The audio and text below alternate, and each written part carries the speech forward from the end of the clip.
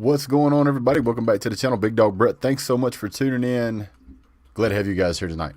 So as you can see, we've made a few changes. I kind of like it. I hope you guys like it too. This is going to be the new setup for most of our call-in shows, and probably most of the other videos I do. I just think this has a better feel to it and looks a lot more professional. So I'd love to get you guys' take on it, see what you think so far. Already showed it off to the members, so now it's you guys' turn. All right, you know you're a on Georgia time, not Alabama time. Yes, I know. Okay, OBKB. So there's a ton of stuff to unpack. Obviously, the national championship game was not very exciting unless you were an Alabama fan. If you were an Alabama fan, I'm sure you had a blast. If you were not an Alabama fan, I am sure you were bored to tears at about halftime. It looks like you guys like this setup, so I much appreciate that.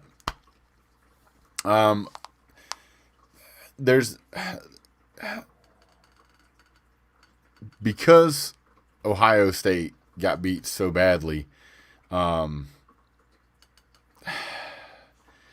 lot of people are throwing into question whether or not they should have been there, and I feel like it's a legitimate question.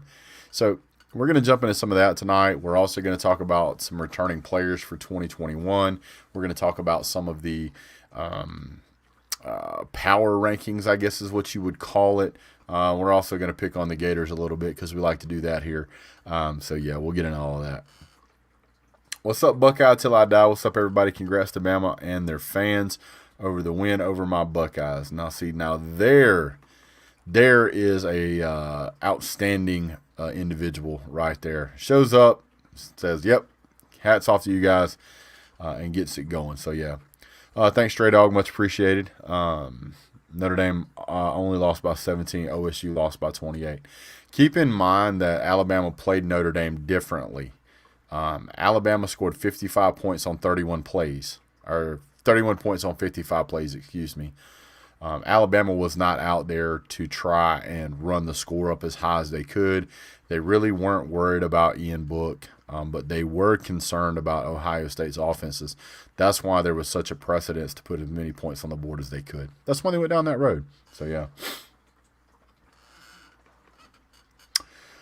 All right, guys, let's go ahead and do the good old attaboy. Welcome to the show. Here's the link if you want to join in. Feel free. It's right there.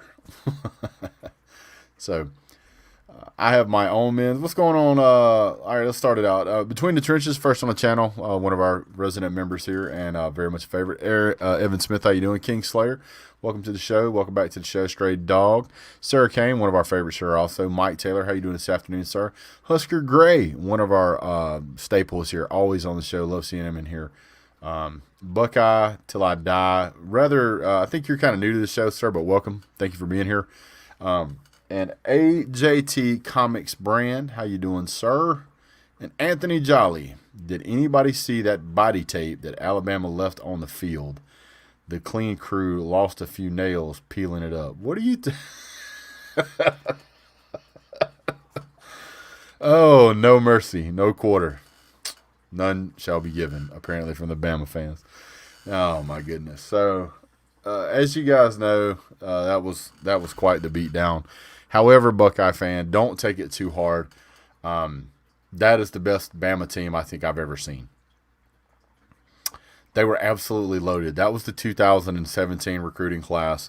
Basically the best recruiting class I think I've ever seen Alabama pull. So it was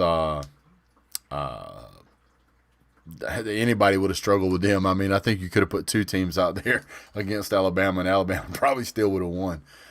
That was a tough team to play against. I thought the LSU Tigers from last year were dominant, but they were clearly would have been outmatched by this year's Bama team. I'm sorry, LSU fan. What's going on, Fusion X?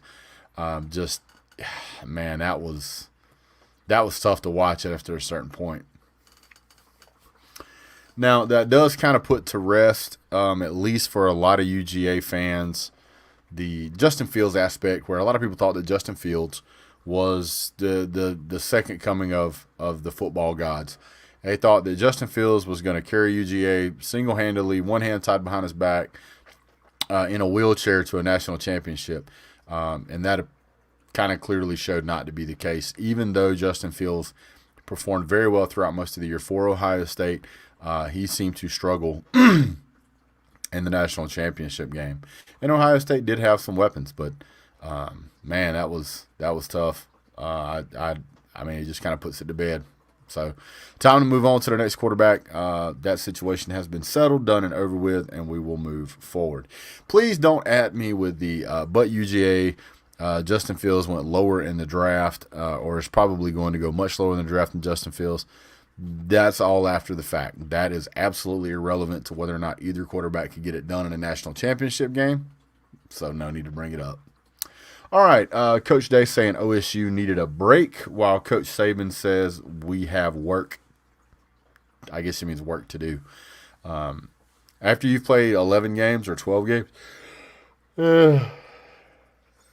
you're not asking for a break. How can you, as a team who's only played 7 or 8 games, request a break? It doesn't seem logical. So, yeah, Alabama said next man up, let's go get it. Okay. Time for some agua. Oh, here we go, Fusion X. What's going on, buddy? Hadn't seen you in a while. How you doing, sir? What's up, Brett? Hey, how's that coaching going over there at Auburn, man? Hey, man, I can barely hear you. It's like cutting choppy, like real hard. I don't know if it's my internet or not. Is anybody else having a problem? It sounds a little bit better now. Yeah, it was probably just too far away. Let me check something here real quick. You're frozen. Let me see. Don't know if you can hear me or not, but. How about now? Is that any better?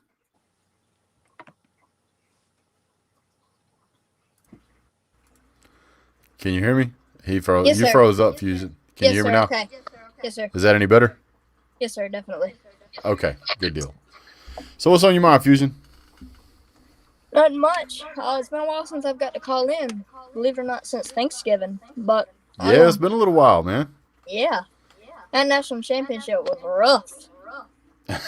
Well, it was rough if you were anybody but an Alabama fan. Oh yeah, if you were an Alabama fan, if you was an Alabama fan going into that game, you was just loving it after the halftime. Yeah, Alabama did not pull any punches, man. They went out there, and I thought they were actually going to score a touchdown on that last drive with like the third string guys in. I was like, wow, they're actually going to score a touchdown here. So wouldn't have surprised me. Would not have surprised me either. Hey, just so you know, Fusion, your video is frozen, so we've got a still shot of you. All right, I'm sorry. No, it's no big deal. I just letting you know it doesn't matter to me. All right. Well, so that game felt so long for Ohio State fans. I bet their popcorn got old, daggone. But I watched the entire game for other than halftime commercials and stuff like that. I watched all the game, and Justin Fields got discouraged when they got down more than 14 points, which was pretty obvious that he was out of it after they got down 14 points. And he just kind of sunk. He didn't throw but for one touchdown, I think, 158 yards. Now, he did some things to Clemson that I ain't seen from many quarterbacks since the Deshaun Watson era. But right, man, like Alabama, it doesn't seem like it, but this might have been one of their most dynamic years. Well, Justin Fields threw for 194 yards with one touchdown, and he threw for 17 out of 33 attempts. Mac Jones, on the other hand, threw for 36 out of 45, and he threw for 464 yards, which I'm pretty sure is a championship game record. That's a championship game record, and I think what he did against Notre Dame, somewhat in there, set the record. But I commented on the on your end of game reaction thing. You may have saw it because you saw my other one that I put. But when you have when your offense is so dynamic that you have a wide receiver win the MVP of the national championship in one half, you know you're doing something right. Well, I made the comment in a couple of other videos that whenever you've got somebody like Najee Harris, who is so good, and he plays on a team with all those other players, he should have been nominated for a Heisman. Mac Jones was nominated for a Heisman, and then you have Devontae Smith, who comes out, and even with those players on his team, even with Waddle having played I think it was about half the season, wasn't it? Could be wrong. Yeah. But you got Waddle out there who his numbers were better than Devontae Smith. And Devontae Smith still come out and win the national Heisman. Excuse me, the national award for that, which is the Heisman. Mm-hmm. And then you're going to put that guy in a national championship game. He plays one half, breaks his hand, still wins the MVP. So that's absolutely incredible. Yeah, and I bet you if Jalen plays that year, I bet you got 4 Alabama nominees. Oh, yeah, absolutely. Buckeye Till I Die says Fields isn't ready for the NFL. He had some good games, and then bad games were really bad. He holds the ball too long and had a tendency. Hold on. Watch this. Okay. This is from an Ohio State fan. Fields isn't ready for the NFL. He had some good games, and then his bad games were really bad. He holds the ball too long and has a tendency to stare down receivers. Buckeye Till I Die. Sir, I made this very same argument, except instead of saying he wasn't ready for the NFL, I said he wasn't ready to be the starting quarterback at Georgia. There are still people that are going back to that video, and that video is over a year old, saying that I don't know what I was talking about. Well, it looks like a lot of that stuff has stopped now, finally, because it's come to light that, hey, maybe the guy who watched Justin Fields snap the ball wanted Justin Fields to be the guy. It was the highest recruited player ever in college football, comes to Georgia, and then he gets out there and looks like he's in over his head. He looked lost. Put him in a big game. Actually, it's over 2 years old. Put him in a big game against Clemson last year. What happens? They lose. Comes back this year, plays, beats them. Gets on the national stage. Guess what? Gets nervous, loses again. Yes. Sorry. Hate to say it this way, but looks like I unfortunately was right. Yes, sir. He just didn't have what it takes. That's true. What's up, Brad Pitt? Can you Let me see here. Go ahead. What's that? Excuse me for 1 second, please. Yeah, no problem, man. So, Brett, Bama's 2017 class best ever to do it, possibly 9 first-round picks, 3 national championship appearances, and 2 wins. There's no doubt in my mind that Alabama team was one of the best in all of college football history and will be. Justin Fields told Bama fans he was going to the NFL and we could go marry our cousins. Man, and to think I like that guy. Did he really say that? Hold on. Did he really say that? Or is that just like a meme, something somebody put up?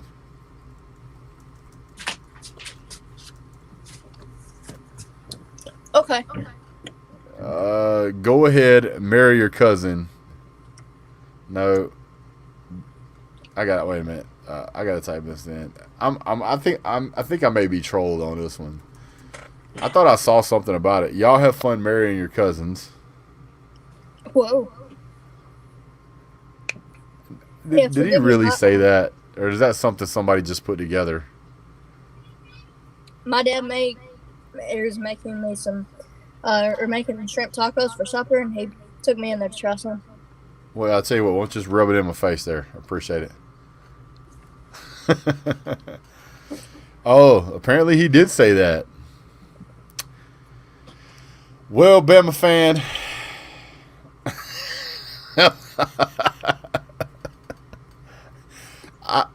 I'm not saying he's wrong, but I'm saying he was wrong. Just say it. I thought it was just a meme that somebody put together. But yeah, I mean, I don't see Justin Fields saying or doing that. But if he did, I'm just saying. No, Justin Fields has a lot of talent. I think his 5-star ranking went to his head because in high school he could outrun everybody, he could outthrow everybody, he could out-talent people. And then when you get to a national championship game where you have players who are nearly as good as you are on the other side of the field, You can't just get out there and run up the gut against an elite linebacker. You're going to get crippled. SPH Huntsville says, Brett, stop. I've been to LaGrange. Stop. Don't stop in LaGrange. Hey man, I'm not mad about it, dude. I'm not mad if y'all date your cousins. That's on y'all.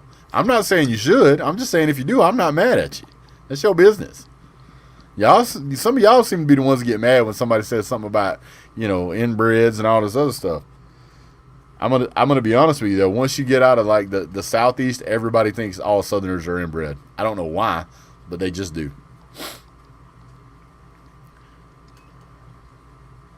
That's what I thought, Jordan. I thought that's what happened.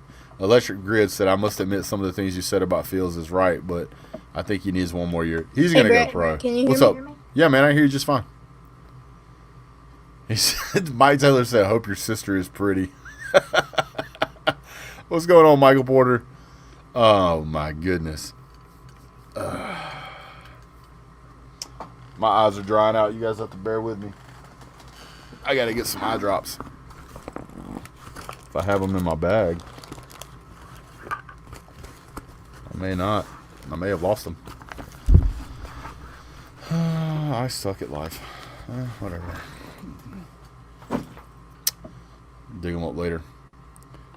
Inbred, white bread, all good. White bread, wheat bread, all good.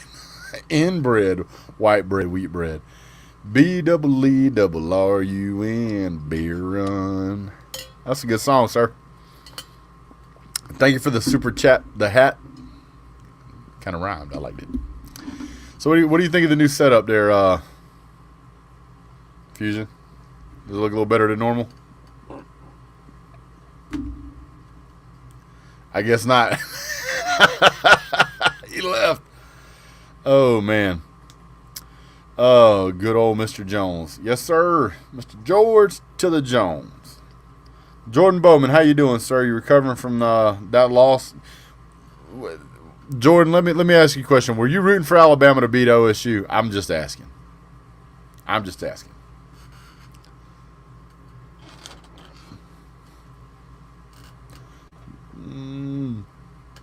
Wish I could tell Justin Fields, bless your heart. And as I then him in a wood chipper, I guess you meant chuck him in a wood chipper, and showed up drunk to his funeral. No, I think that was just a meme, Sarah. I think that was just a joke somebody put together. I don't think he actually said that. Now I'm gonna show you guys this. I don't know if you can read it or not, but there's a guy on one of my guys. I put out a post. He goes, Alabama's not that good, to be honest. It should be Clemson, Ohio State, Alabama, A&M, and Notre Dame. That is a post that somebody put on my best top 5 postseason rankings. What do you expect? How much better do they have to be, sir? Oh my goodness. How much better do they have to be? Hey, Brad, I'm sorry. My audio went out and stuff. No, it's all good, man. You're good, bud. You're good. All right. If Waddle comes back. And I had to leave. My dad's making shrimp tacos and stuff for supper. Called me in there to try some. Man. Well, here, just put my address down and send them over by Postmates. It'll be here in no time. Yeah. I don't know why, but like every time I join this session, the first like 2 minutes of it is just like it sounds like there's a chainsaw in my audio. Yeah, audio's weird, and some of the stuff that goes through YouTube causes some issues. We got about 30 people in the stream. If you guys would do me a favor, hit the thumbs up, much appreciated. Yeah, definitely. Helps the channel. So Crimson Brave says, hold on, let me back up. Asked Jordan Bowman if he was pulling for Alabama, and he said no, not really. Had no dog in the fight, but it was fun to see some of Ohio OSU's fans get humbled a little. They treated beating Clemson like they won the Natty. That is the way it is every year for Georgia fans if somebody beats us. South Carolina fans act like they won the national championship that year we gave them a game. Florida still acting like that was a national championship game for them. So, yeah. Buckeye Till I Die says, hey, what's going on, Tammy? Buckeye Till I Die says there's a meme going around of Mac Jones saying something about beating OSU 2 weeks before the game, and somebody made it. Don't believe every meme you see on the internet, right? South Carolina is scary bad. Yep, and they just lost Gunnar Stockton. And that was a 5-star quarterback. Apparently that guy's smarter than we thought he was because he bailed out. There was a on ESPN. I got a notification saying that that tight end from Oklahoma, he retired, I guess, due to concussion protocol. He was going to Auburn, and then he switched back to SMU this past week. Yeah. Huh.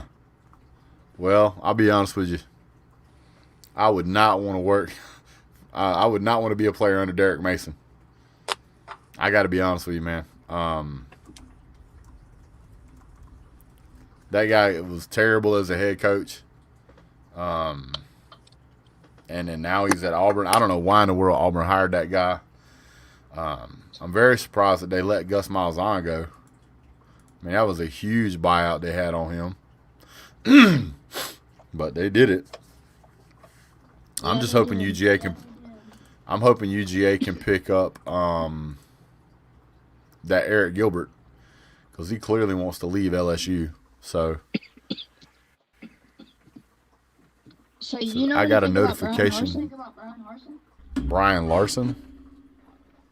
Brian No, Larson. not He's our new head coach. Oh, isn't that the guy that came from Notre Dame? Boise. He came from Boise State. I wish we got someone from Notre Dame. That'd be the closest thing we get to glory. Yeah. That's why they got Mason, because that's all they could afford after the buyout. That's pretty brutal, man. Hey, what's going on, Keith? Trent says, you can't do me like that. Come on, man. Leatherwood will go first. He should. Dude is a beast. I agree. So how do you guys think you're going to do this coming up year, man? You want me to be honest, or you want me to be fanboy? Well, you're an Auburn fan, so I expect you to be honest, right? Yeah, I think We go 3-9 if we even have a full season. Wow. 3-9, he says. 3-9. First new head coach. You know how the first new head coach does. No. When Nick Saban started out of Bama, I don't think they did very good. Bama Insider I don't said know, Nick they might Saban have wants been- Eric Gilbert. I don't know. I don't know. I mean, I think you guys have enough talent on that team. You can at least go 8-4, man.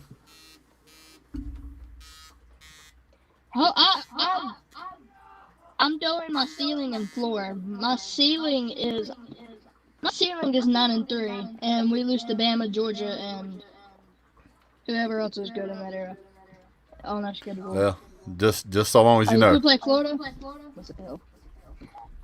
I don't know, man. Florida's losing a lot. You guys might be able to take that job. We lost 24-0 to Stetson Bennett, so I'm not too confident in our defense. But Well, I guess you're smarter than most. Oh, man, my eyes are itching, dude. Let's see. Let's see who's got the chat here. Let's see. Electric Grid said Bama Insider said Nick Saban wants Eric Gilbert. Then he will probably get him. Probably the will. hat says SEC is going to be down, except Texas A&M. Texas A&M's looking pretty good. They are. A little concerned about having to play them next year. I don't know how much they're losing. I haven't had a chance to jump in and kind of look at those teams. But I have spent a little bit of time looking at that, Georgia's going to have a ton of stuff coming back. Between the trenches, said, wake up. Dude, I yawn in the middle of the day. I'm not tired. I just yawn. So JT Daniels is the starter next year. That is correct. And is George Pickens going pro this year? No. Okay, so You don't got even JT, you got George Pickens. Do you want the list? Do you Yes, want I the do. list? Because I'll give you the list. Okay. Where's it at? What did I do with it? Where'd it go? Let's see. Right Oh, here. you got a full list. Yes, sir. Got to get on top of it. Let's see here. Nope, that's the wrong one.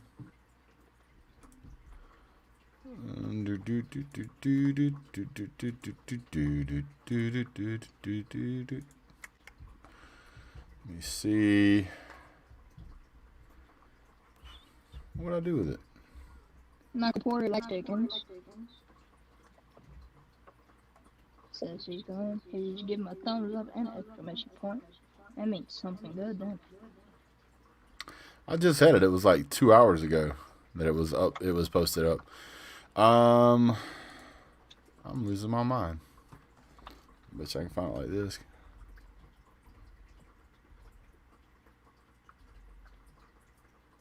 Was Pickens a sophomore this year or a No, junior? Pickens is a he's sophomore this year. Okay. Counter, but Barron was questioning that. Thought I'd answer his question for him. Trying to find this dad blame sorry. article. I just had it up. Here it is. I found it. Man, my eyes are itching like crazy. I'm about to go grab some eye drops here in a second. All right, so first and foremost, in today's college football environment, you got to have a good quarterback, right? So JT Daniels is coming back. Okay. By the way, in the last game that JT Daniels played in this year, he threw for 396 yards. He threw for over. Hold on one second. Something's. Sometimes you need to take a moment for What in yourself. this thing is Got going an on? ad in there? To help take grocery shopping off your plate. Hang on. Can't do that. So, I'm grocery shopping. It's a commercial on the page here. I hate when it does that. Me too. Yeah. He was the number 2 percentile quarterback in the 2018 class. He's had a stellar year at UGA. He had one game where he threw for over 400 yards, and I think a couple where he was knocking on the door. This last one was 396 yards against number 8 ranked Cincinnati. Zamir White's coming back. George Pickens is coming back. I believe Kyrus Jackson is coming back. Jermaine Burton is coming back. Darnell Washington's coming back. John Fitzpatrick. Jamari Sawyer. Justin Schaefer. Warren McClendon. Jordan Davis. Devontae Wyatt. N'Kobe Dean. Chris Smith. Lewis Seen. James Cook is also coming back. So, I mean, there is a stunning amount of talent that's going to come back. Much. No. I think we're losing maybe 4 or 5. Whew. Buckeye Beezy said, drop the like. I can never stay long. Too busy, but always like your videos. Have a great night. Thanks, Buckeye, if you're still here. BDB, give me your top 5 for next year. Our uncle down to rest. Do what now? When family, Sarah Crane said we laid our uncle down to rest today. Family flowers with a big Alabama A. Oh, yeah. Sorry about that, Sarah. She mentioned that to me the other night that he passed away. Yeah. So sorry to hear that, hon. Hey, he got a good natty though. Yeah, he did. Maybe he got to see it. Buckeye Till I Die says the running backs UGA produces are insane. Chubb is a beast. Glad my Browns picked him up. One of the smartest moves they've made. Indeed. My top 5. The hat wants to know what my top 5 is. And no, he says top. No, somebody asked for the other top 5. Who was that? Michael Pierce said, give me your top 5. Going into next year, Georgia, Alabama, Texas A&M,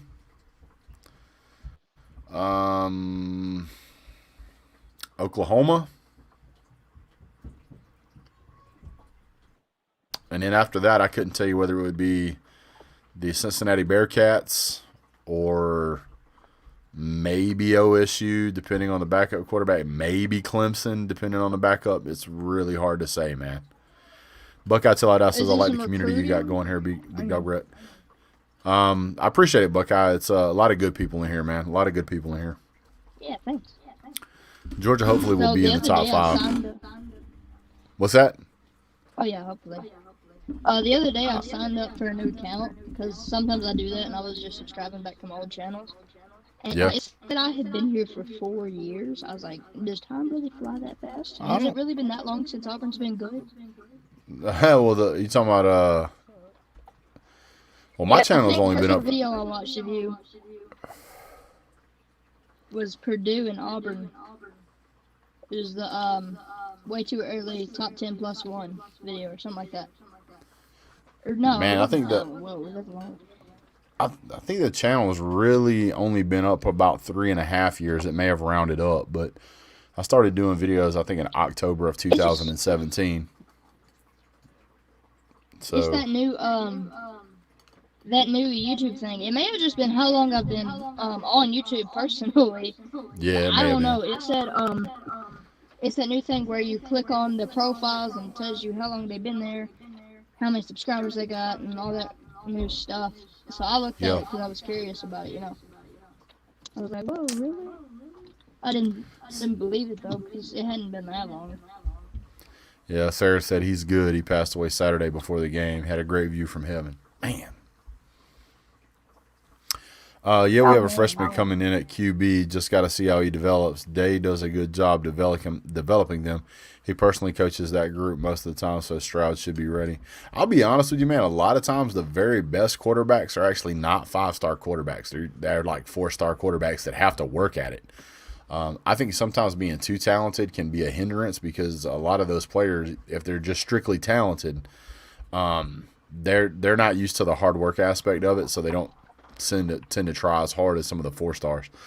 I mean, some of them they can pull it off anyway, but I just think sometimes 4-stars do a better job. That's true. Sometimes 3.5 stars are getting a deal these type of days because. There's I don't know where Keith is tonight, Sarah. Yeah, for real. Well, yeah, I'll just log off. Y'all can just I can have him get on here and I'll get off.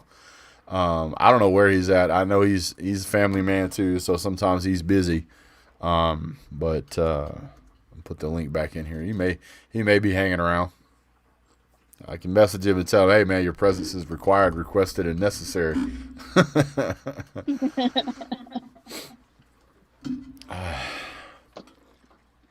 Well, I don't know if you did, but I saw some hidden talent over this past year. Hidden talent? Quarterbacks and some tell me. positions that most people look at. Tell me, I'm listening, man. I'm all ears, man. What's that? De'Aaron King. Miami. Derek King. Oh, you mean yeah. you mean that guy that throws the drunk duck at Miami?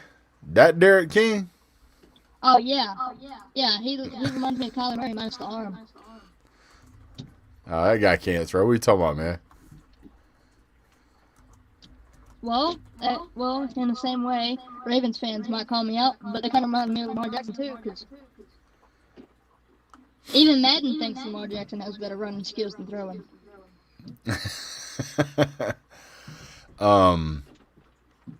King's coming back next year. He threw for like 2,600 yards, 22 touchdowns, 5 interceptions, and his completing percentage is 64%. And to be honest, they really don't have the top tier receivers on Miami. They have some good receivers, but not best. He did have a game where he threw for like 419 yards for Houston in 2018, and a 430-yard passing, 105-yard rushing for Miami against North Carolina State. That gets terrible, man. What are you talking about? Well, why? It just had to be the game I saw then. Yeah, that guy can play, man. But North Carolina, Javonte Williams when he ran Yes. for, I don't know, What's 400 that? yards. What's that other kid I was looking at? Golly. Hold on, let me look at him up real quick. Let's see. I would do that too, but I'm sitting here on my PlayStation. I don't have a big old computer, you know. Well, you would be surprised what my setup is. Well, it looks pretty good from the way I see it. This Better this than this mine. is I got about one. this is about as budget as you can get. There was, you want to talk about hidden talent. There was a guy this year that I thought was absolutely incredible. Let me pull it up here. Somebody's You on can the hear my PlayStation. in the back? Yep. So this is a guy that I feel like didn't receive enough recognition. He plays for Texas A&M. Isaiah Spiller. This guy's a beast, man. Yep. Good night. Who is that guy from Texas A&M too? What's that? Now he only has 2 Who is rushing the, touchdowns. guy from- I'm sorry, he only has 9 rushing touchdowns. Go ahead. Did he get hurt? But Or no, did they just run a 1-2 punch? he played against North Carolina on the second. He played Did he? on New Year's. Okay. Yeah. So then, that guy, I can't say his name because it's got a whole bunch of mixed vowels and stuff. His name is like Owls or something. I ain't even gonna try to say it because you're gonna laugh so hard. Who does he play for? He plays for he's the other Texas A&M running back. Oh, I have no idea, sir. I don't know. I mean, Is it, he ran the game-winning touchdown against the U. This is North Carolina. Are you talking about Devontae Atchney?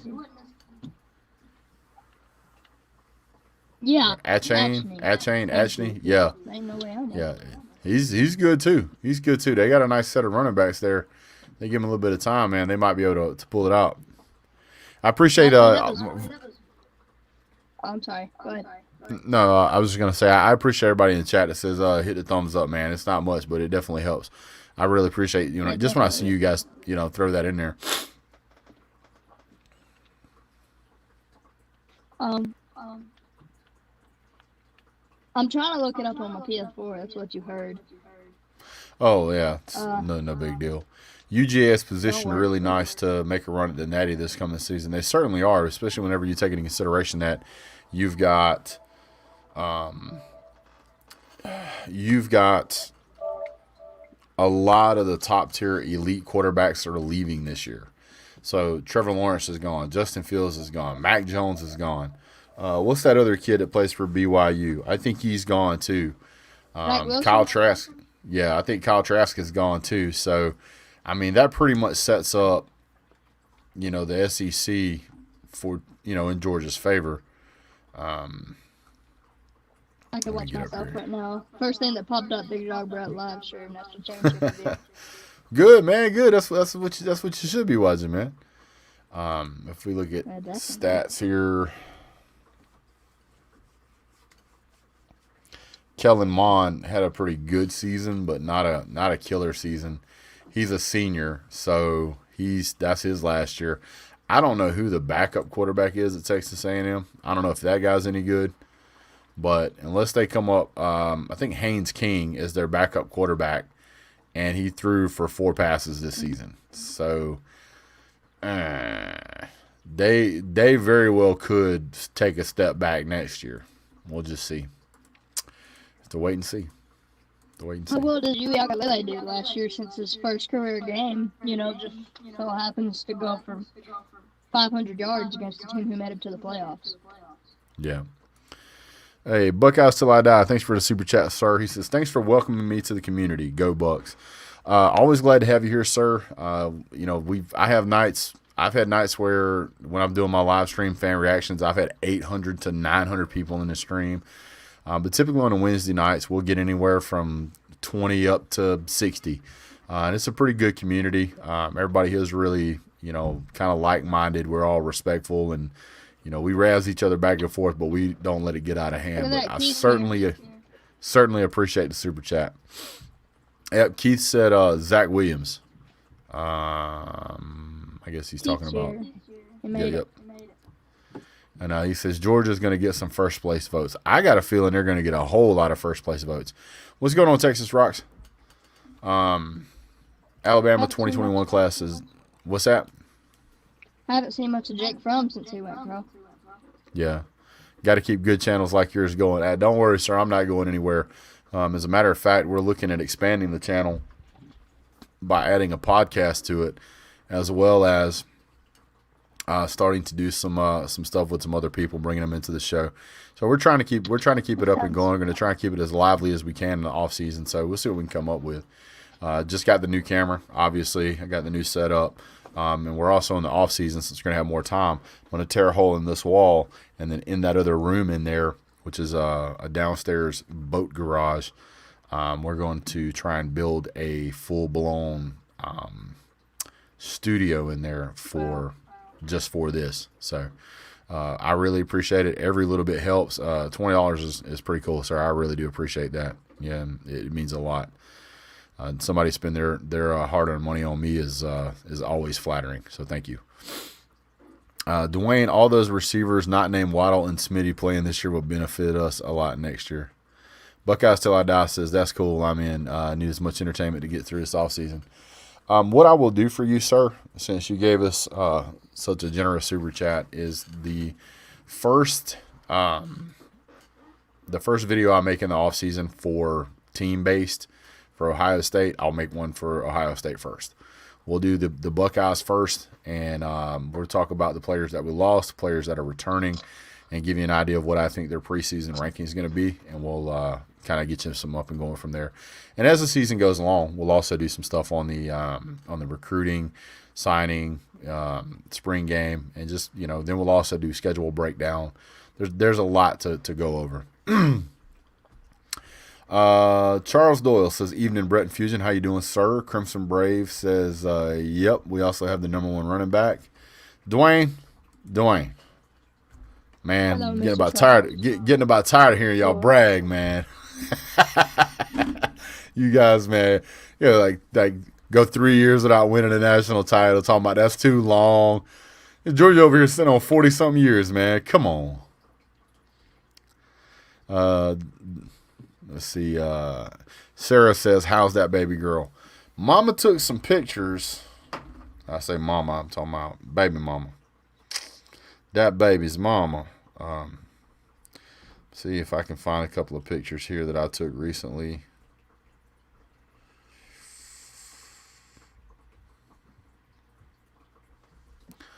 Everybody gotta love a pretty baby now. Y'all just gotta deal with that. That's a baby girl. She's beautiful. Beautiful. All right, Dwayne, I'm put your time out now. You keep on with that. He's just rubbing it in, man. And we got the #1 defensive bag, too.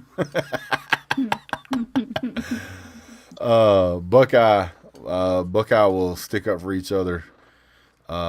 Should someone step out of line, welcome to this is a really good community, man. I mean, I've been very, very fortunate. Between the Trenches says, I have never seen a team win the Natty. Stop it. I did. It was the year I was born. Sarah says, I get tested for COVID Friday for sleep study Monday night. Man, you spend way too much time involved with people in the medical field there, sir. I got to be honest with you. You got to quit doing that. Oh, my goodness. Oh, hold on. I got some private chats going on. Oh, that's you. I just now showed up, but we good. Yes. I figured, man, I figured Trenches or Keith would have jumped in by now. Let's see. My wife just sent me something. Nick Saban has reached a stage in NCAA 14 Dynasty mode where you're so dominant that it's not fun anymore. So you start over with Wyoming. Coach Craig Boyle, the coach of Wyoming, responded on Twitter to this. He goes, as the actual coach of Wyoming, I'd officially like to extend my middle finger to this sentiment. Side question, how do I switch the difficulty setting to rookie like Notre Dame has it set? That is a for real set of tweets. Crimson Brave, man. Number 1 recruiting class again. I know it. Uh-oh. Hey, who's that?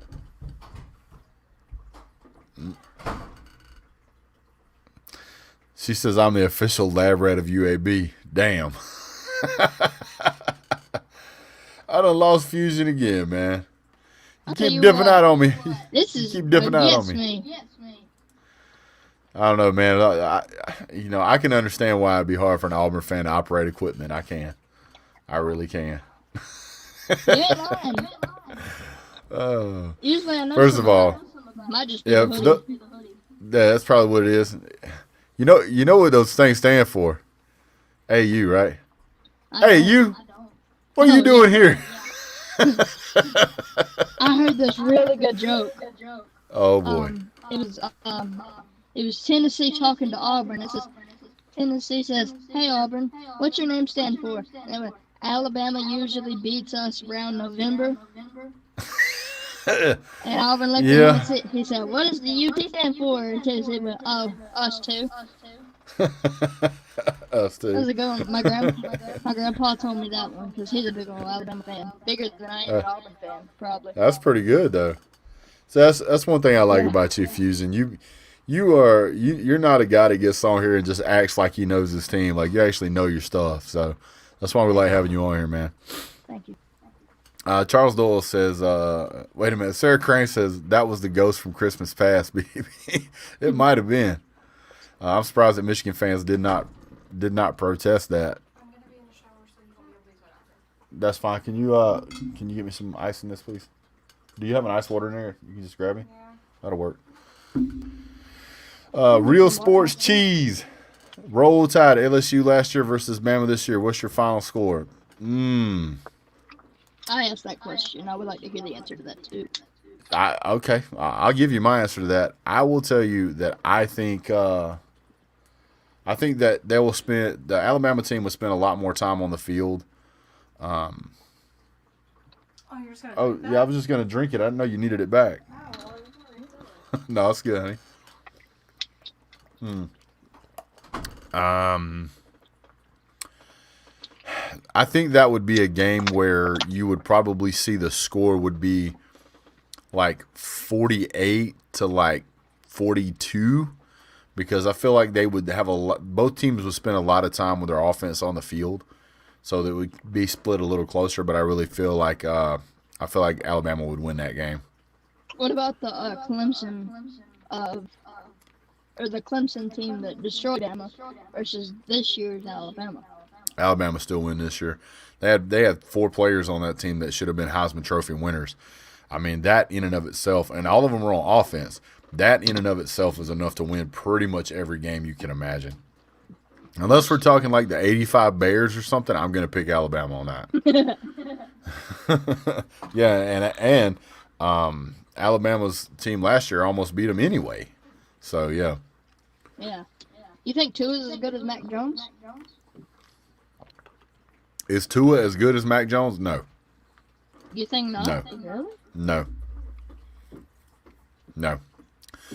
And the reason I say that is because there were people last year. Let me pull this up over here. Let's look at, let me see if I can pull it up from last year. Let me look at stats. Let me see if I can pull stats from last year. Let's go. All right, so Mac Jones threw for an even 4,500, and his completion percentage over the year was 77 with 41 touchdowns and 4 interceptions. Wow. Tua Tagovailoa had 2,800 passing yards. His completion percentage was 71.4, threw for 33 touchdowns and 3 interceptions. There is no comparison, sir. Not even close. Wow. By the way, Mac Jones last year as the backup threw for 1,500. Had a 68.8 completion percentage, only a few points off of Tua's, threw for 14 touchdowns as well. So, no, there's absolutely no comparison. If we go to 2018, Tua had a really good year. Tua threw for almost 4,000 yards. He had a completion percentage of 69% even. Threw for 43 touchdowns, which is still less than Mac Jones, but 6 interceptions and was sacked 13 times. If we dropped it back to 2017, I think it was Jalen Hurts. Yeah, Jalen Hurts only threw for 2,000. His completion percentage was only 60%. He threw for 17 touchdowns. They will be writing banners and posters and awards with Mac Jones' name on it for eons. This is an unbelievable talent. I mean, if you just look at what, I mean, look, he threw for 464 yards against OSU. The game before that, he threw for 300, which most good quarterbacks struggle to do. He threw for over 400 against Florida, who is considered to be one of the best teams in the country.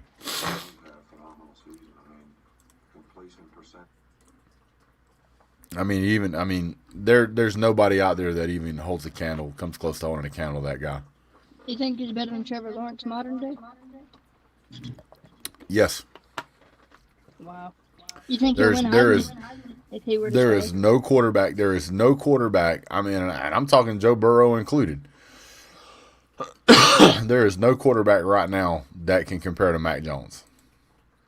If Devontae Smith wasn't an insane athlete at just an insane level, that Heisman Trophy belongs to Mac Jones, no problem. Mac Jones should have won the Heisman.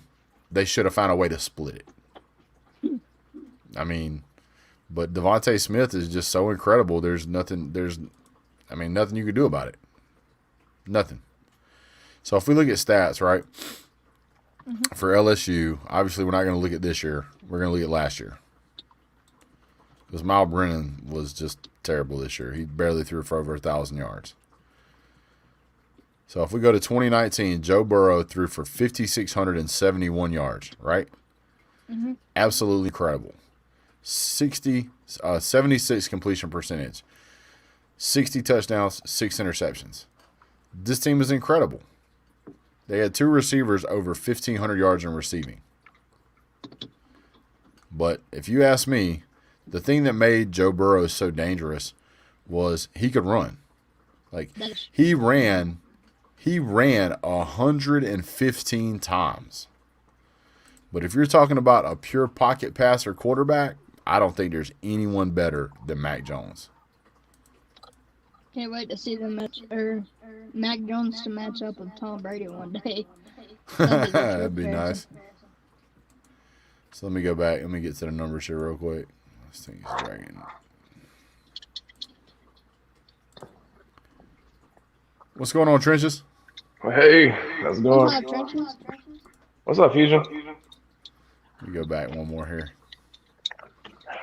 And I mean, I know there's going to be some LSU fans that are going to, disagree with that, and then that's fine. But I'm telling you right now, as far as just being a pocket passer, like, what do you call it? This guy's not going to run much, right? He's going to pass the ball. He's not going to rush much. He might rush 3 or 4 times a game. You're talking about, the difference of 3 or 4 times a game versus 10 or 12 times a game. That's a big difference. Big difference. And there were games that Mac Jones was in where he didn't rush at all. No, I agree with you. I do think that Trevor Lawrence has a way higher ceiling than Mac Jones. I don't know. I mean, we've only seen Mac Jones 2 times, right? So we saw Mac Jones as a backup. How many backup quarterbacks do you know that still throw for 70%? Not many. Yeah. You're right, but going back to your point earlier, man, that was the most stacked and ridiculous team that man had to play with. No, the year before. Oh, you're talking about the 2 a year? Yeah, the Tua year. As a backup quarterback, he threw for more yards this year than he threw for more yards as the backup at Alabama than I believe Miles Brennan threw for LSU all season. Yeah, but at the same breath, I mean, he had Jerry Judy and was it Ruggs? Yep, Jerry Judy, Ruggs, and Waddle. So, I mean, it's not like he had no scrubs either. I'm not saying Mac's bad. I think that Trevor's just above, in my opinion, as far as talent. Well. Time for some grown-up juice. I need some of that. So, where do you think Fields will land now? Man, I think he'd be lucky to be a top 10 pick. I could see him, not unfortunately, I can see him going to Atlanta. Stop it, I say. I hope not. But. Why am I echoing? What's that? I said Fusion was doing it. Now I can hear it on my end. There's an echo. Is it from me? I don't hear you echoing. I just hear my voice echoing. It's weird. Let me see if I can turn this down. Try it now. Hello. Perfect. Do you hear any echo now? None. All right. Hold on. Let me turn it back up just a little bit. Can you hear me now? I can hear you fine. What about you? Can you hear any echo? There's an echo. Yeah. Let me try something here. Hold on. Echo can't. Did it work? Can you hear me? Yes. Do you hear the echo? Hear me? No. Yeah, I hear you fine. Okay, so we're good. We're good. Okay. I nailed it. All right. I just had to wait for your. I still think Trevor Lawrence will go number one, though. Do you think Lawrence will go number one overall? Did the Jaguars still take Lawrence? No, I think Mac Jones, man. You think Mac Jones will go first? Oh, absolutely. You might be right. Absolutely. I don't know. Something tells me. Like I said, you know me. I live, 20 minutes from Jacksonville, man. That's all you hear is Trevor Lawrence. Trevor Lawrence, and we might get Urban Meyer. That's all you hear. I don't know. But I put thanks Fusion in the dad blame chat and forgot to hit the enter button. It's been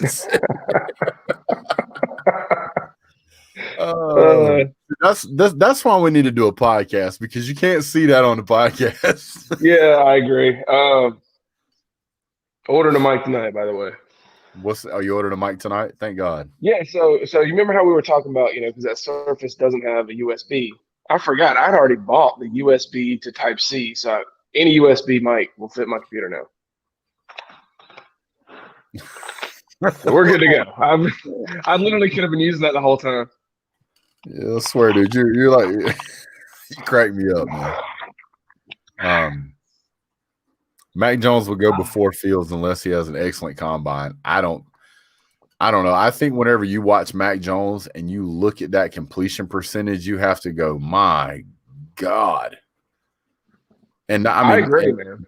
When you look at that, you go, he played the number 2, number 3 team in the country, and he put 460 yards on them.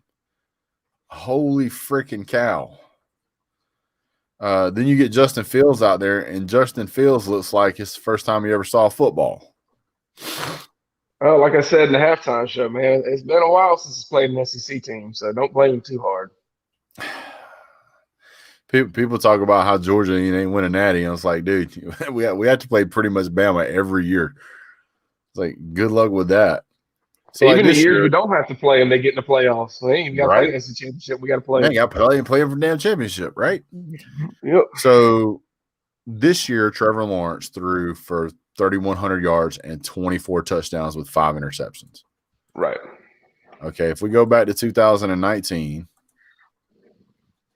I don't like that. Yeah, I'm listening. He threw for 36. He threw for 3,600 yards, 66% completion percentage, 36 touchdowns. We go to 2018. I believe this is where he won his national championship, wasn't it? Yep. 3,200 yards, 30 touchdowns, 65% completion rating. Mm-hmm. I don't think you can. I don't think that holds a candle to Mac Jones. I agree, man. The stats definitely go in Mac Jones' favor. My only argument for Trevor is name me 3 receivers Trevor's had over those years. I mean, it's tough, man. None of them are Judy, none of them are Ruggs, none of them are Devontae for sure. He had Justin Ross, who was a 1,000-yard receiver who averaged 21 yards a catch. He had T. Higgins, who had almost 1,000 yards and averaged 16 yards a catch. And just those 2 guys was 21 touchdowns. So let's jump over to the 2019 season. Okay. 2019 season. T. Higgins at 1,200 yards, averaging 20 yards a catch. Justin Ross, almost 900 yards, averaging 13 yards a catch. And let's look at him this year, 2020. Amari Rodgers, 77 receptions, 1,000 yards, 13 yards a catch. And Cornell Powell, 53 yards, almost 900 yards, and 16.6 receptions. I mean, he's got 2 or 3 good receivers every. He doesn't have slouches, but he ain't got Jerry Jeudy's, Devontae Smiths, and Ruggs, or even a Waddle on that team.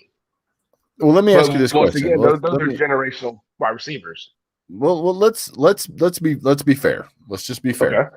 To be fair, so if you're throwing at a 70% completion rating, that's what you're throwing at now. Right. And you essentially have 2 1,000-yard receivers. Is it the quarterback or is it the play calling? I'd say it's 100% the play calling. That's one thing that really freaked me out when you look at the which is really says something great about Alabama. When you look at the past, 2 national championships for Bama, going back from Tua to Judy years to now, even if every single player that was great, Jerry Jeudy, Ruggs, Tua, Najee, Devontae Smith, Mac Jones, even if all of them were great, to have them have the careers that they've had at that college, that shows something amazing about that coaching staff there. Oh, I don't disagree. What's going on, Keith? What's up? Look like you got your new hoodie there, sir. This is what I've had for a while. Oh, this old thing. Hey man, this is one I had from back when Atlanta United was winning. Oh yeah. No, I was out. We were out and about, man. So I just got back home. So we're having a little bit of a conversation here.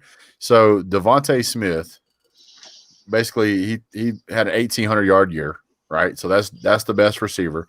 The second best receiver is John Mitchie at 900 yards, and after that it falls off pretty steep. It's only the next guy is 600 yards, which was Waddle, who was out, and then the next guy's the running back, which is pretty similar to what's going on at Clemson.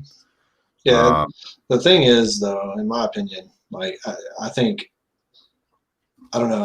I don't put Mac Jones up on a big pedestal. He put up some great numbers. Don't get me wrong, but that dude benefited from one of the best overall teams that any quarterback's ever played behind. He's played. I mean, there's 2 award-winning offensive linemen. He's got Najee Harris. I mean, he has been the benefactor of one of the best put together teams ever. And now, don't get me wrong, he's definitely an above-average quarterback, but I'm putting Mac Jones borderline first round. I think he may go low first round. I think he even may slide in the second round. I just don't think – I think it's very difficult. Like if I'm an NFL scout, right? If I'm an NFL scout and I'm watching what Mac Jones done, I need to see him do it with – put him on Clemson, and what do his numbers look like? Like just switch the 2 quarterbacks and what happened to the numbers. You know what I'm saying? Put Trevor behind that offensive line to throw into those receivers. Now, that's what I was going to ask. If you put Trevor in Bama, I mean, is anybody even coming close at that point? Right. And so, my thing is, I mean, you look at what happened with Ohio State and Clemson. It's obvious that Trevor Lawrence is not playing behind the best offensive line. ETN is good, and he's definitely had some quality receivers. But Trevor has never thrown to anything of the likes that of the wide receiver crew that Alabama's put together over the past 3 or 4 years. So I agree. Now if I had to pick a quarterback, I can understand why a lot of people would want to pick Trevor Lawrence. The guy is 6'6". And I mean, he would be a shoe-in for 90% of all of the product endorsements for any shampoo model you want to come up with. But I got to look at who do I think has the taller ceiling here. And to me, I see Trevor Lawrence and I say, okay, you're going to get 68, 70% average. That's what you're going to get. Mac Jones had basically a 70% year. And then this year, let's see, in one game, an 83% completion percentage. Overall, 77%. Mac Jones had wide receivers running wide open all over the field. Well, I understand that. I'm not saying he didn't, but I'm saying just because you got to be able to make the throws that are. Yeah, he can make the throws. Don't get me wrong. I think any good quarterback, and this goes back to the thing that we said about JT Daniels and Bennett. Having JT Daniels on the field was finally, as Georgia fans can see a quarterback that can throw and hit the wide open receiver. We haven't seen that in a while, even going back to Fromm. I mean, Fromm, there were guys running all over the field on Fromm, and he would either be afraid to throw it to him or overthrow. This is the first time that we've had a quarterback where we feel confident they can hit the wide open receiver. And I think any above average quarterback should be able to do at the very least that, right? I mean, if you're a first round draft pick or a high second round draft pick, that's nothing to shake your head at. Those guys should be able to hit wide open receivers. It's just that Mac Jones had them every play. Yeah. There was somebody standing wide open for him to throw to. Yeah, he generally made the right decision and threw a good ball to him. But what happens when you got to throw to a guy that's only open by a step? Yeah. And he's the only one that's open. Can he make that? Not only that, I mean, if we're talking just straight NFL draft stock, if we're talking NFL's draft stock, we want to see whose ceiling's higher. I'd much rather get the 6'5" guy with a harder arm talent and can run the ball. Yeah, you give yourself a much more, I guess, leeway there. I mean, I think they're both great quarterbacks. I think Mac Jones, hell, going low first round, high second round, that's nothing to shake. It's nothing to be ashamed of by any stretch of imagination. They still get paid. Don't get me wrong. Yeah. If we're going, how good Alabama. I think Trevor Lawrence has had receivers that, especially given the conference that they play in the ACC. I really feel like if you put Mac Jones, and even if you put him on Clemson, but you put him in the ACC, I feel like his numbers are going to be better than Trevor Lawrence's. I just do, because look at what happened. Look at what happened to Clemson whenever they played when they played against Ohio State. They got demolished. I just don't feel like the ACC is a very strong conference right now. They only put 28 points against OSU. I mean, I feel like, and here's the great thing is that we basically have a game back to back to compare these two. And I know transitive property doesn't apply, get all that. But when you're looking at how bad Ohio State made Clemson look, and then look at how bad Alabama made OSU look, I'm like, you know what? That Clemson, if Trevor Lawrence was Trevor Lawrence. Yeah. Clemson's offensive line lost in that game. They couldn't keep Trevor Lawrence. Trevor Lawrence had no time to throw the ball. You got to put stock in from last year as well, because if we're going to put stock in last year, in my opinion, Ohio State had a better defense last year than this year. And Trevor Lawrence tore that defense to shreds, Chase Young and all. Yeah, they definitely had better defense last year. Yeah. Well, I mean, I understand, but both of them are going to be amazing quarterbacks no matter what. They are. I think Trevor Lawrence. I mean, I know y'all were talking about draft earlier. I mean, I think Trevor Lawrence is a lock at first pick. I mean, I don't think Mac Jones is supplanting that. And I do think Justin Fields is gonna slide, but I don't think he's gonna slide past Atlanta though. The only question is the only question that national championship game was for me, as far as Justin Fields goes, is if he went in there and balled out like he did against Clemson, I don't think the Jets would have any choice but to draft him. But now it's kind of like, they may have to just slide and pick up something else to help, because I mean they're already kind of invested in a quarterback, but you can't give up the opportunity to draft Fields if he would have went in there and balled out. But now, throwing for less than 200 yards, a touchdown in that national championship game, I think is giving him just enough pause that maybe he'll slip past them. But I think Atlanta sees Michael Vick 2.0 in this kid. I think he's going. Yeah. If he slides past the Jets, Atlanta's drafting him lock stock. You can bank on it. Well, let's not forget Jacksonville's got the first overall pick. They could just take a punter like they usually do. So who knows? Well, let me ask you guys a question since we're talking a little bit about the NFL draft here. Do you think it's possible that Kyle Trask goes above Fields? No, I don't. The only way is if Fields decides to come back. I don't see it just because of the talent. Yeah, I think this is the ceiling argument to me. Fields represents everything that the NFL is looking for in a quarterback right now. Yep. He is what NFL, and that's one of my arguments against Mac Jones earlier.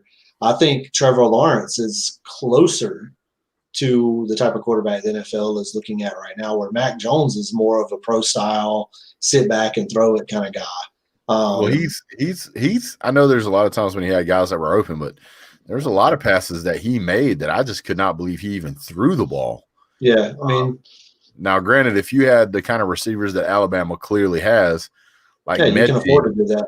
Yeah, you can afford to do that. Yeah. I absolutely believe Mechie has like half melted hot glue for hands, because there ain't no damn way you catch the balls that he does unless your hands are like inhuman. Yeah. Incredible. Same could be said for George Pickens. I definitely, I think Fields, whoever the people that are in Fields' corner and advising him on what to do, has a really tough job right now, because, I think the national media is going to have him high, but as soon as he declares for the draft and he goes out, if he has, he's not, I don't think he's good enough to not participate in the combine. I think he's going to have to, if he wants to stay at the high first round. And then if he goes out there and just doesn't show up or doesn't show out, I think his draft stock could plummet. Whereas I think if he comes back for a year, and I mean, he could have a tremendous year. He would automatically be the Heisman frontrunner coming into the season. Oh yeah, 100%. Well, I would tell you though, his track record is against him for having patience. Yeah, but if somebody's telling him in his ear that he's going to go top 5, I mean, he's got to come out. I mean, there's no reason to go back to college if you're going to be a top 5 pick. The reason Justin Fields went to Ohio was not to play. Justin Fields went to Ohio to hurry to get to the NFL. Oh yeah, and all talent like his are that way. I mean, you want to the fastest route you can get to the NFL draft.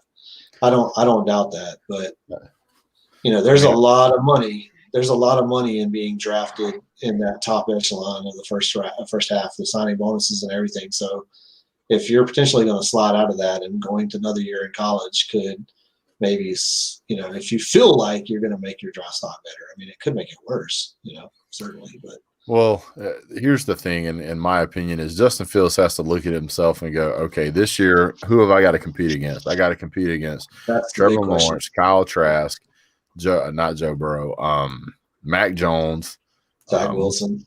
Yeah, I mean, you got to compete against. That's really who he's directly competing with, because that's the second tier of quarterback, right? I guess the way that I've read and the way that I've heard it described to me is that you have the tiers of quarterback. You have Trevor Lawrence as the top by himself, and then you kind of have Fields and Zach Wilson right there, and then it's the Trask, Mac Joneses, and everybody after that. So, it was kind of. What was interesting was is Atlanta going to pick Fields if he's there, or would they go Zach Wilson?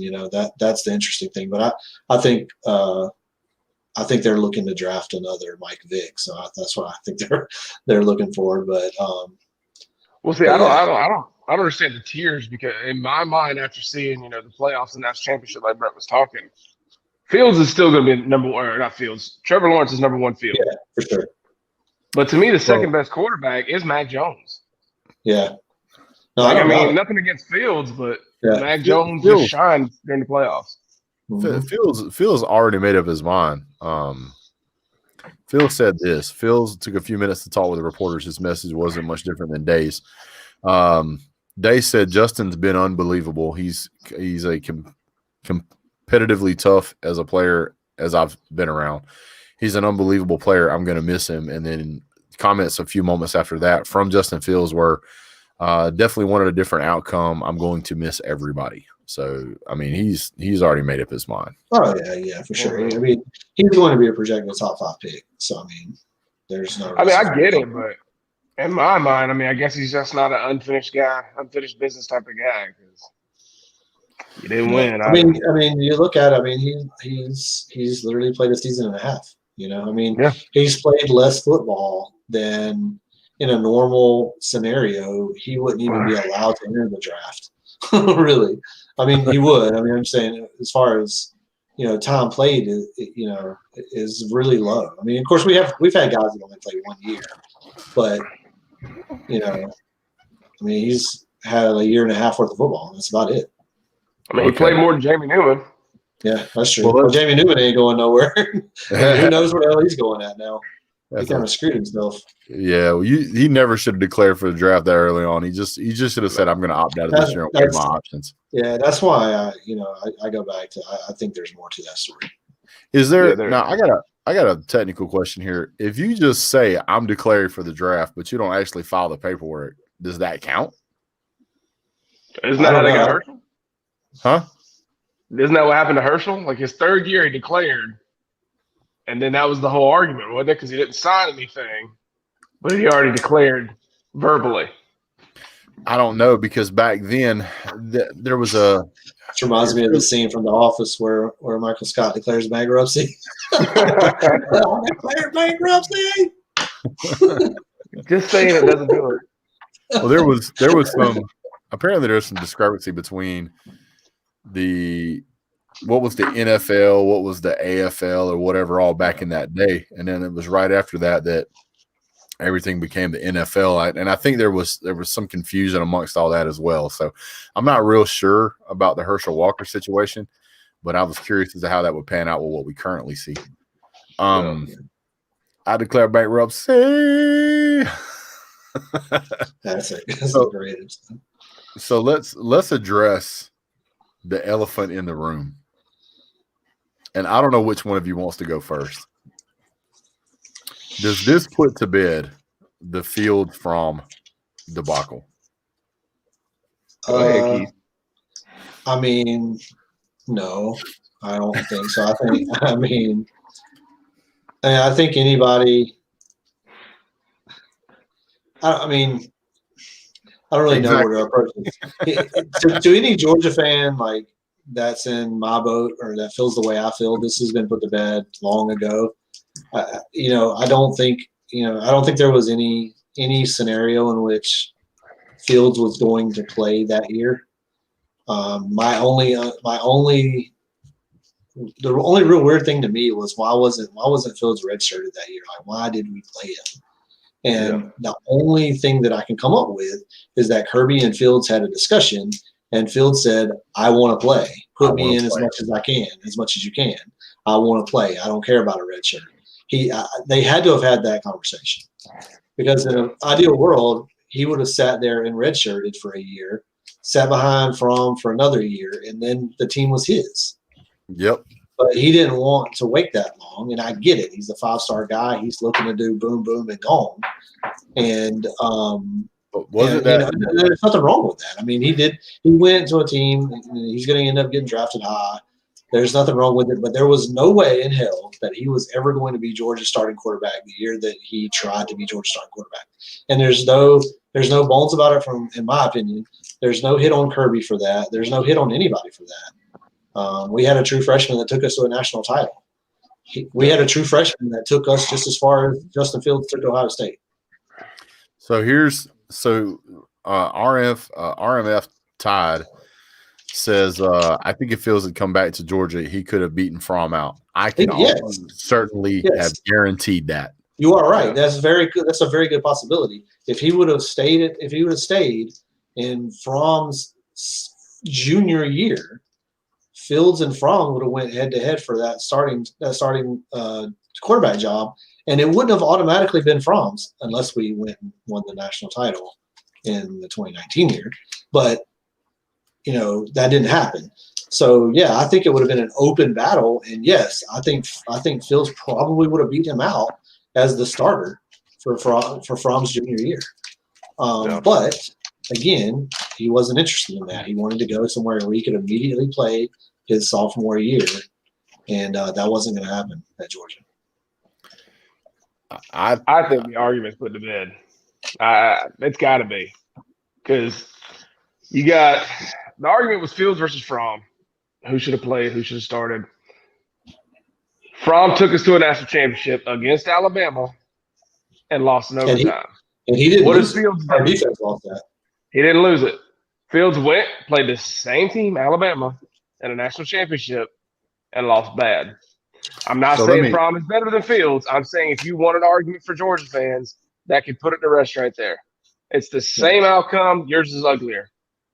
Well, not only that, if you look at the numbers in the game, Fromm's and Fields' numbers are practically identical. Yeah. Practically identical. But here's the difference.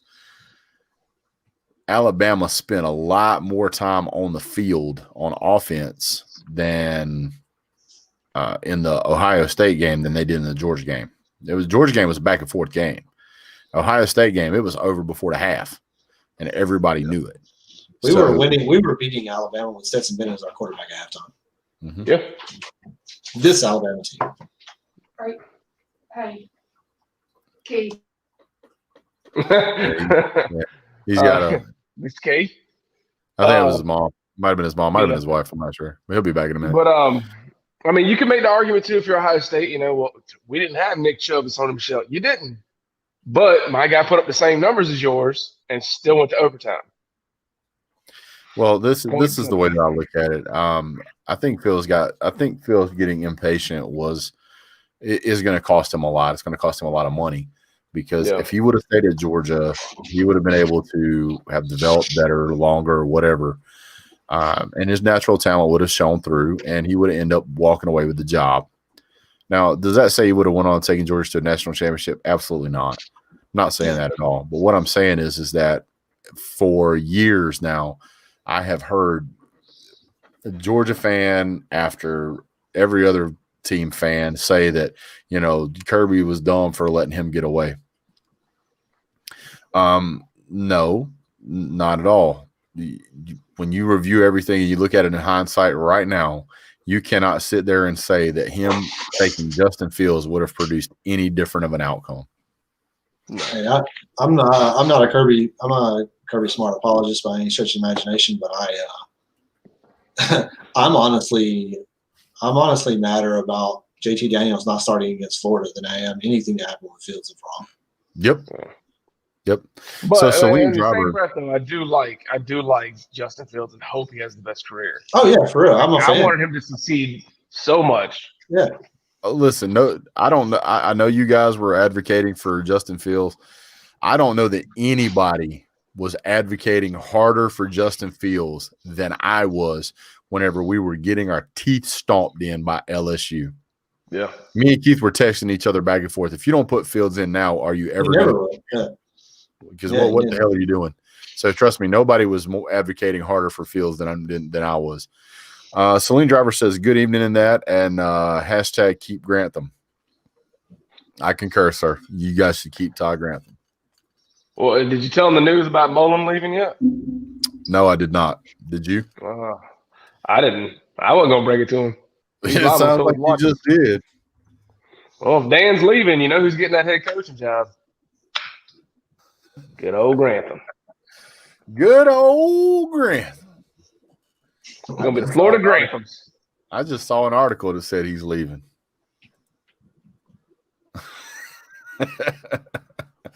Yeah, that got me at least one good thumbs down. Wish you guys could see my dog. Pitbull trapped in a 10-pound body. Yeah. Sounds like Stetson. It sounds like no, he's a Chihuahua trapped in a 10-pound body. Can't see over the steering wheel. I call him Booster Seat Bennett. He goes to Applebee. Excuse me, sir. Would you like a booster seat? Yes. Why? Thank you. I can't say anything. I just walked in here and drank a Capri Sun, thinking that was awesome. There you go. Never know what Capri Sun. I'm gonna tell you right now. I'll drink a Capri Sun. I'll drink a chocolate milk. My kids leave. They let that take home lunch get left around with chocolate milk in it. I'll drink the hell out of it.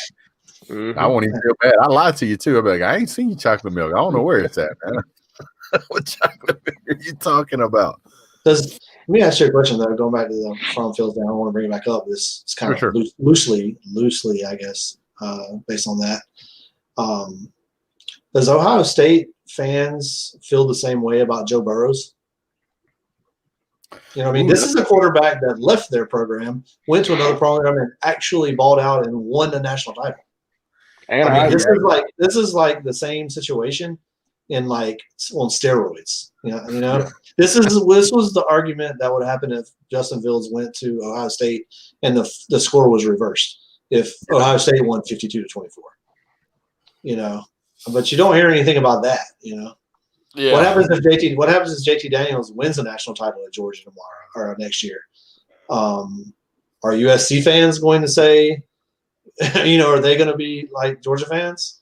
Is the one that got away? I mean, you know, this is, you know, from the Fromm's Field thing. This isn't the first time that a quarterback has transferred from a program and won a national title in another program.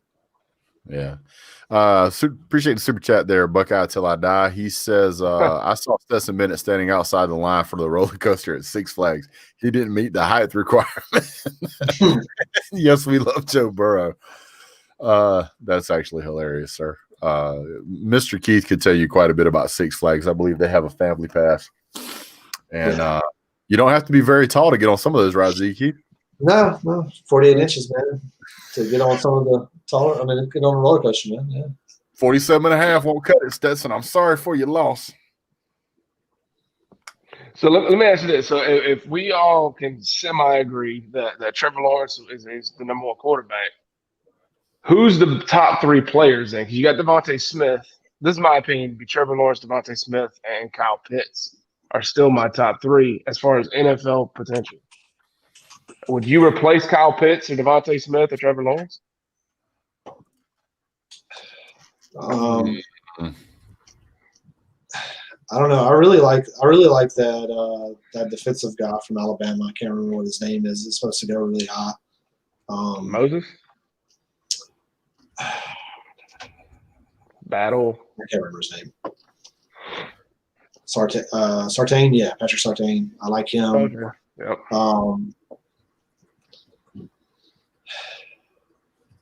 I don't know. I think a lot of people also have that offensive lineman from Oregon going to IT. I don't know. You know, I think Trevor Lawrence is the first overall. I think that's written in stone. I think I should have put playmaker in there. Are the Jets playmaker positions? Oh, I got you. Yeah. I don't know. I mean, you said Mac Jones? No, I said Trevor Lawrence, Devontae Smith, and Kyle Pitts. Kyle Pitts. I got you. Yeah, I mean, yeah, those are. I'm gonna throw you guys. I'm gonna throw you guys for a loop here. Okay. Yeah, I mean, those are definitely. I mean, in my opinion, those are going to be the top, the top offensive positions like that taken. Yeah, for sure. Unless Fields sneaks in there for sure. I could, as you guys know, man, cornerbacks always go high in the draft, right? Mm-hmm.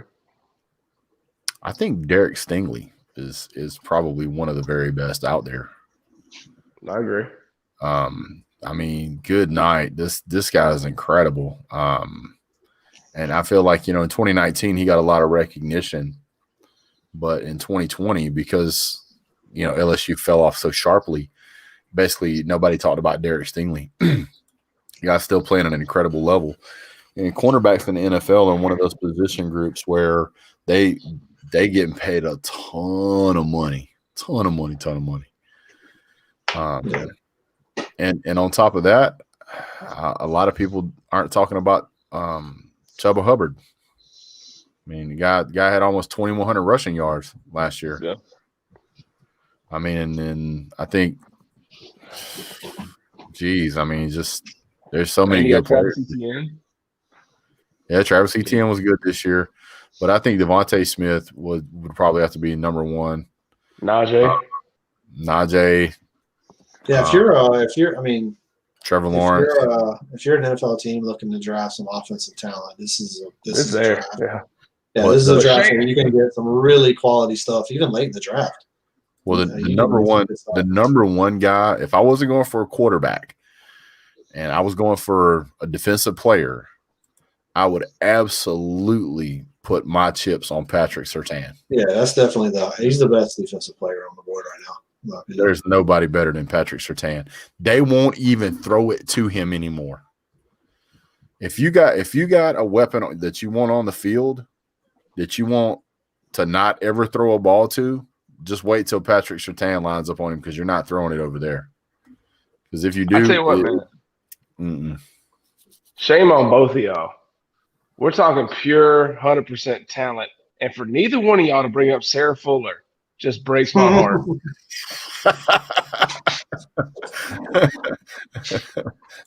Hey, man. Yeah, I don't even know what to say about that.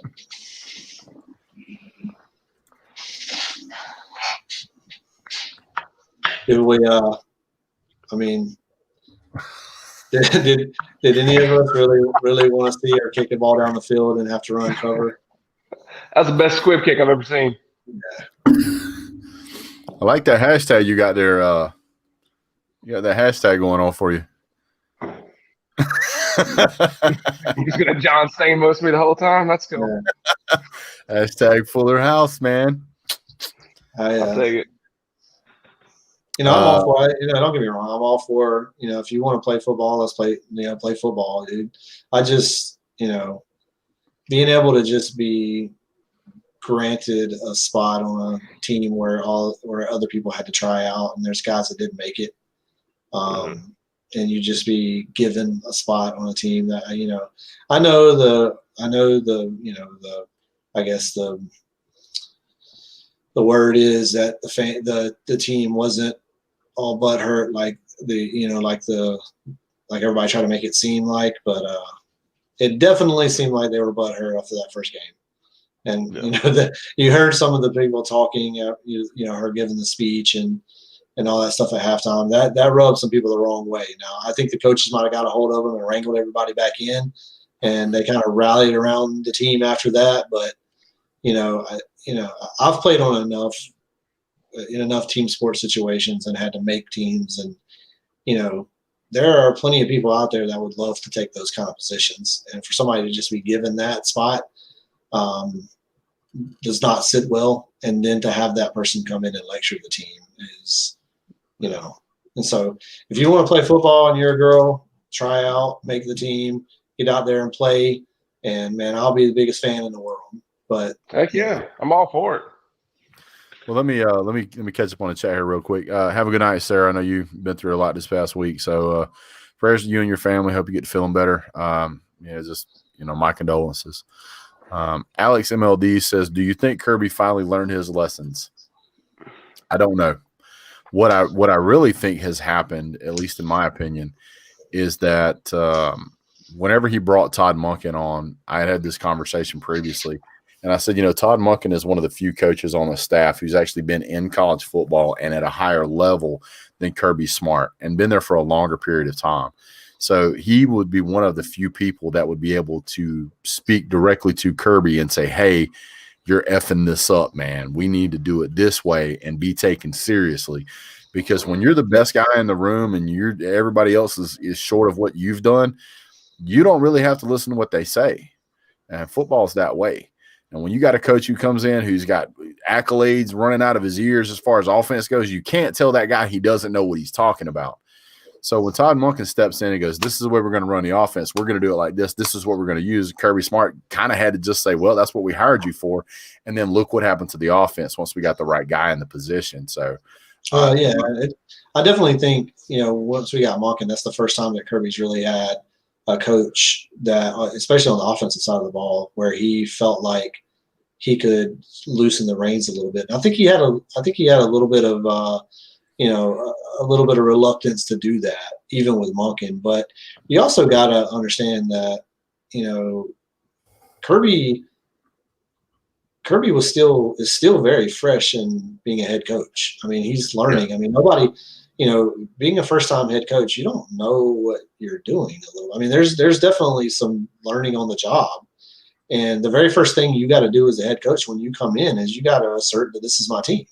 Every decision, lives and dies at the front of my desk, as a head coach. And so you kind of got to take that bull by the horns and be that guy. And eventually you can start understanding who do I trust? Who can I give a little bit of the reins to and still keep this program moving in the right direction? So I think you had a little bit of all of that kind of colliding with each other.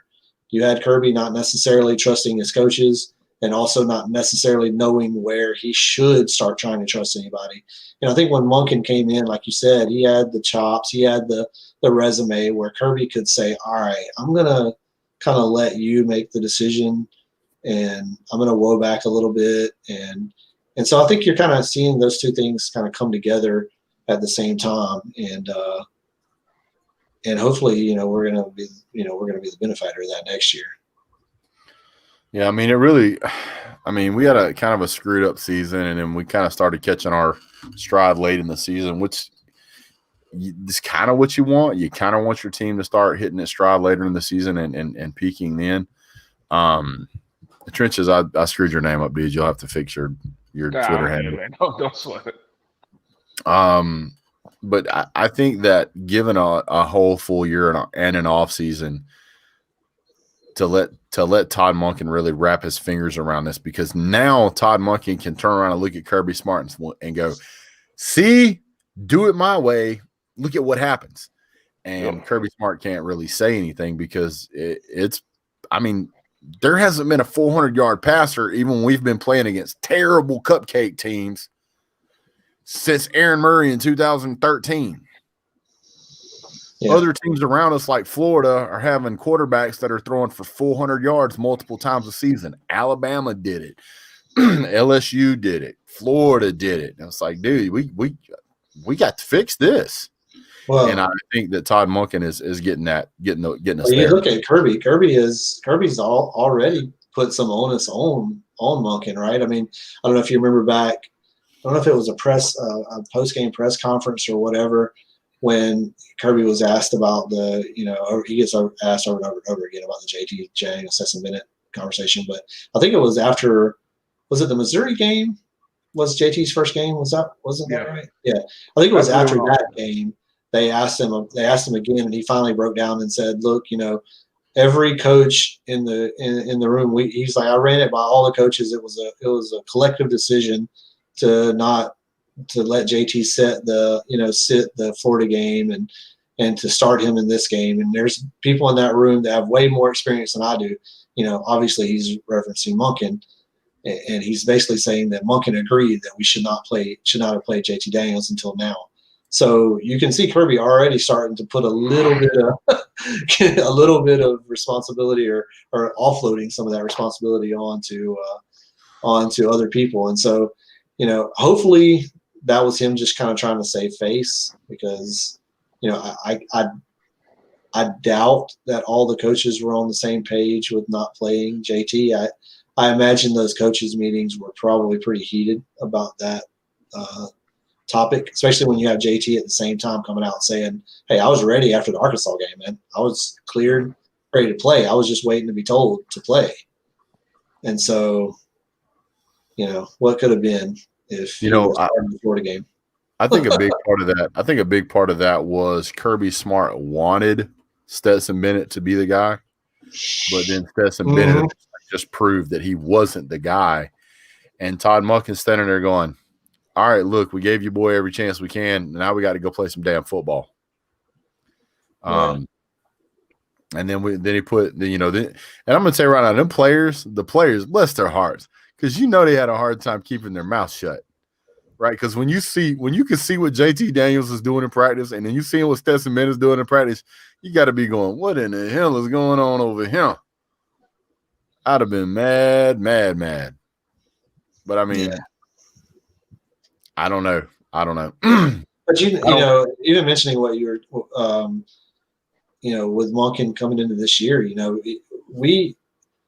he built an offense around Jamie Newman leading up to this year. So, to have to pivot away and go to DeJuan Mathis and then go to Stetson Bennett and then back to JT Daniels. I mean, the only two games that we lost on all SEC schedule was to Florida and Alabama, two teams that ended up being pretty good. I know Florida's record didn't end up being pretty good. That was a damn good football team. Oh yeah. And so to put together, to have a quarterback that you've designed an entire offense around, opt out 3 weeks before the opening day, and then still run a pretty good team through the SEC schedule with a quarterback carousel like we did, I thought it was pretty impressive. And like you said, we had wide receivers running all over the field. We just didn't have a quarterback to get it to them. So, and I've been saying it the whole year, the offense looked fine to me. I like the play call. This is the first year as a Georgia football fan that I've not argued the play calling like at all. Yeah. I can't think back to any game and be like, why are we calling that? Only thing I could say is, why the hell aren't the guys catching the ball, or why aren't we hitting that guy, or those. How the hell did you drop the ball? It hit you in the hands. Yeah. Alex MLD just subscribed to be a new member for the channel. Thank you, sir. You're joining an elite few. I've got some new badges I'm going to be putting out here pretty soon for you guys. So I'm glad you like that badge, but you're going to get a different one here pretty soon.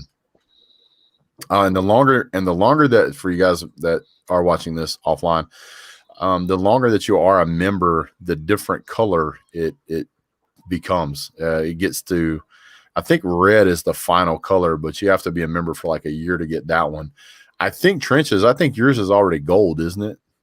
I honestly couldn't tell you, man. I have no idea. Well, type something in the chat and I'll tell you. All right, let's see. That makes it easy. Buckeye Till I Die, also a new member. Thank you for being a member, sir. Congrats for joining the join. Hey, how's it going, Uncle Lou? Welcome back to the channel, sir. Did it Haven't work? seen you in a hot minute. Uncle Lou, man, he works his tail off, man. That guy makes videos all the time. Goodness. No, but it's definitely nice to see that you've got a offensive coordinator that seems to know what he's doing. It seems to be turning it around. That's able to make play calling that is geared towards your opponent rather than it's first down. That's a run play, regardless of who we're playing.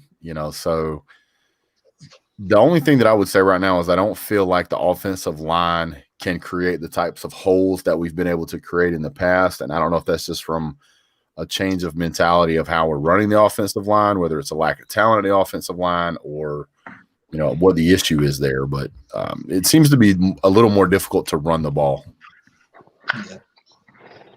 I will say, going back to Kirby, though, I have to give Kirby credit for he's done really good about having guys come back for their senior year, play football. Yeah. We had some opt-outs, well, they're not opt-outs, but we had some people declared this year. But man, some of the guys that come back, I'm pretty surprising. And then to get Chubb and Michelle to come back too. I mean, he's done good at that, I will say. Oh, he's a salesman. I mean, look at his recruiting. The dude knows how to sell you. Yeah. Well, not only that, I will also say that I think a big benefit to the team was that the team was able to see that he is making the proper changes to get the team in the best position. And a lot of these players can see that there is a possibility of winning a national championship. Otherwise, there wouldn't be a whole lot of reason for him to stay. The term unfinished business is a great little motto that they came up with. Oh yeah, you can tell they had that. They had that meeting. You know, you can tell they had a meeting, and he gave them the speech. You know, stick around. We got unfinished business. Anybody that wants to go, you know, take off and pursue, you know, your NFL career. You know, we're all right behind you, but you know, there's something special here, and it's true though. You know, playing college football, there's nothing like. I mean, I've never played it, but I mean, I can only imagine. There's nothing like that. You're not going to get that feeling in the NFL. You know, No. and it's done, and it's gone. Like when you leave, it's gone. You'll never ever experience it again. And so I think there's some good. I think there's some good speeches that can be had there, and evidently he's good at it. And that unfinished business motto, like you said, come out of that. Well, I've seen some of his, you know, little the pump up speeches he gives. He gets passionate, and you can tell whenever he's giving those speeches, he's absolutely for real. That's how he feels. He's not giving you a song and dance. He's giving you true emotion, and I think a lot of those players respect that. So I think that leads credence to whenever he does sit down and have that honest conversation of, hey, look, you know, JT's already said he's coming back. James Cook has already said he's coming back. Jordan Davis has said he's coming back. We have unfinished business. You get a once in a lifetime opportunity to do this. We are poised and in the right position. Come be a part of this. You will never forget this the rest of your life. You may go play for 5 different pro teams, but you will never play for another college team. You'll always be a Georgia Bulldog. And I think that's an absolutely incredible way to get these guys to come back and play. Yeah. Next year, Georgia's, I mean, a lot of people's preseason rankings are number 1, and I can see why. There's really no other quarterback right now that I can see on the board that's going to be able to measure up to what we saw out of JT Daniels this year. So if you take JT Rattler. Maybe Rattler. Maybe. Yeah. I don't think Rattler threw for over 350 this year. Let me catch up on the chat real quick. Anthony Jolly says, did you hear that Alabama kicker pulled their hamstrings? How from all that scoring and kickoff versus Ohio State? No, sir. They were used to it by that point. Andrew K., how you doing, sir? Charles Doyle, not with Jimbo as coach they want. Zephyr Roth says, unfinished business 2021. Sean Stapleton says, how you doing? I'm just going to say, how you doing, sir? Alex Dingy says, hey, big dog, any staff changes, rotations for the Bulldogs? Not that I can find, sir. I haven't seen anything yet, which is good. Alex MLD, one of our resident members here, one of our new resident members. Alex, I think would love Zeus to come back, but I think he will be Zeus already said he's coming back, just in case you missed it. Mond is gone. Be interesting to see where A&M is next year. Yep, because he's a senior. Casey, Kevin Dog fan for life, says win week 1 and definitely will be number 1. Yeah, we beat Clemson. We'll definitely be number 1. I don't disagree with that. Did Kellen Mond declare for the draft? He doesn't get an opportunity to. He's a senior. Doesn't matter. It's COVID year. He could re-up again. Oh, that's true too. Who knows? Michael Porter says he agrees. Celine Driver is still advocating for giving Todd Grantham an extension. We appreciate your perseverance there, sir. Michael Porter says thumbs up, y'all. Thank you very much. Appreciate that, sir. Mon declared. Oh, I guess he did declare then. Okay. Somebody asked earlier about why I said I didn't like Ryan Day. I'm not sure. I'm sure I have a reason, but I don't remember why. Let me see if I can find. Texas A&M Keller Mond has declared for the 2021 draft. Mond announced on news on Twitter. Thank you to Texas A&M students and alumni. A very long-winded statement about how much I love everybody and appreciate everybody. And with that, I will be declaring for the NFL draft. So, yes. 7-year senior. Yes, sir. Celine Driver says, "Shat app, big dog, Brett." Yes, sir. We'll be glad to do so as soon as I see that extension come through for Todd Grantham. Buckeye Till I Die says, especially the developmental players. I skipped this statement there. He said, I thought we would see more players come back for every team because of the free year this year. Yes and no. I think a lot of players were just kind of playing this year to see how it would go along. But I think a lot of them see that there's money at the end of the day and money talks. So then there's that. Uncle Lou says, I would like him better if he was Ryan Mourning. That is a great dad joke. DJ Doomray says, I saw Jake Fromm play in high school, and he's clearly better than JT Daniels Antichrist. No, sir. You got to work on your trolling. That was a little bit off. Let's see. Good morning from the other side of Columbia County. Then you get Tyreek for leaving Miami. WTF? No sense. Tyreek Stevens. You know what? We need to talk about that real quick. Yeah, we kind of called this one last show, right? Yeah, you called it. You called it right out of the gate. Yeah, Keith nailed it. I didn't think it would happen, so I didn't either. Yeah, that was terrible, man. Tyreek Stevens, by way and roundabout of sidestepping the NCAA rules, using a social media, whatever, to curry Mr. Tyreek Stevens to come home and play with Miami. Apparently, the ploy worked. He is transferring. He's in the transfer portal. I don't think Miami wants to play War of the Media with Georgia Bulldogs. I don't even think they want to play any kind of games with UGA. But I mean, they are Miami. They gotta do what they can. I mean, they're so terrible. I mean, if I had to rent a bowl to play in, if I had to rent a stadium to play in every time we played football, I'd be sus too. But yeah, what can you do? Yeah, that's pretty shady, though, man. You can't recruit players. It's already on another roster. I mean, they can't contact them directly. So I guess you just put a fake story. I guess it's not a fake story. I guess it's a real story. But you put a story in a local paper to let them know that you're interested. Come home, come play here. I mean, okay, I guess. I think that's a very scary precedent to set for college football. Well, second thought different. That means if you're going to allow that, that means the biggest market teams are always going to have an advantage. Well, that's bringing players back home.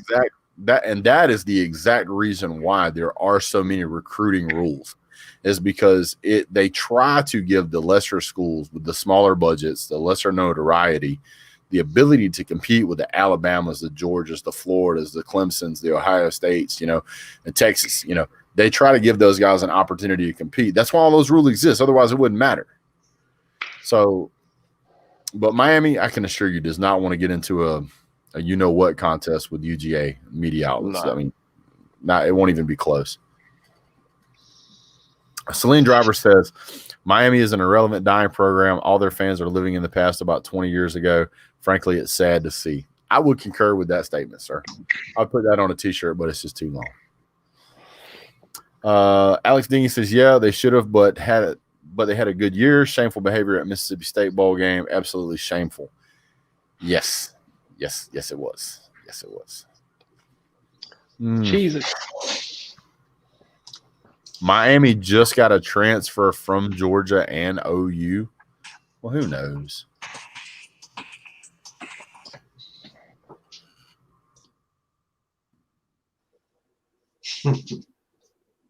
Get back to this. So, what do you guys think about where Trial Cask? I'll just say it like that. Where old Kyle Trask is going to end up in the draft stock here? Do you think he's going to go second round? I think late first. Think late first? Yeah. What do you think he ends up at, though? Man.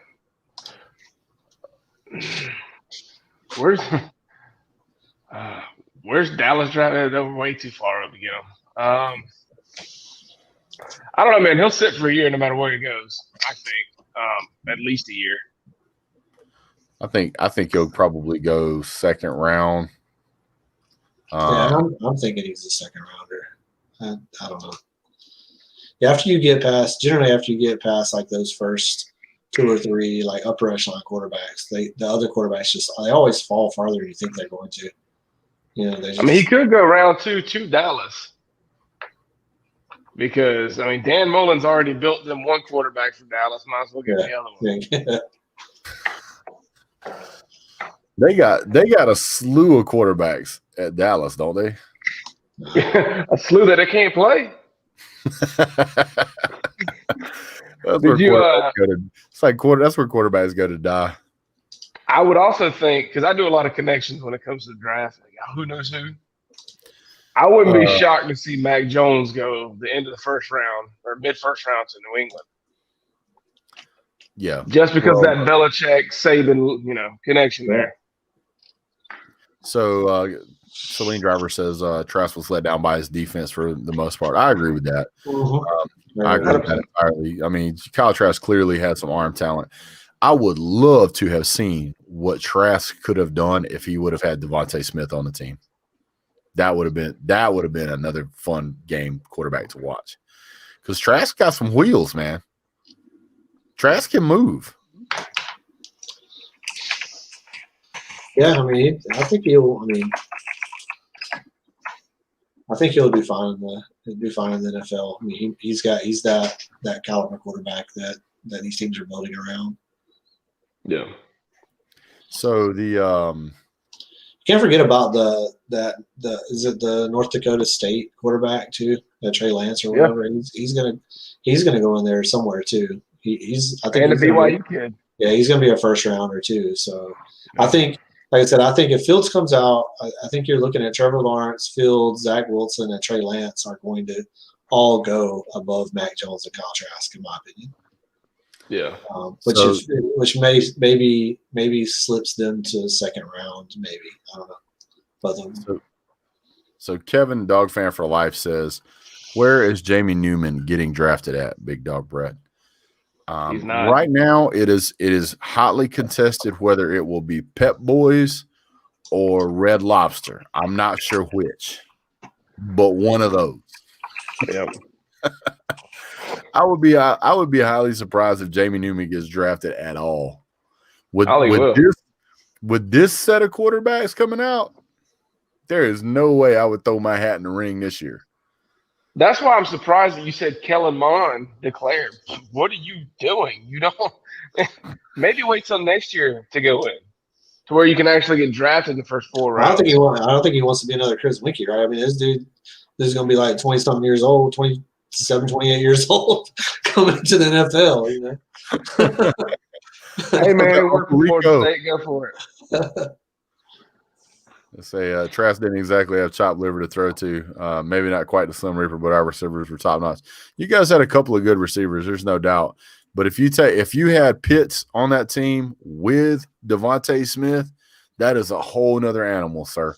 And Kadarius Toney. Yeah, I give Tony some love, man. He did really well this year. Yeah, he did. Yeah, Trask had some weapons, that's for sure. Yeah.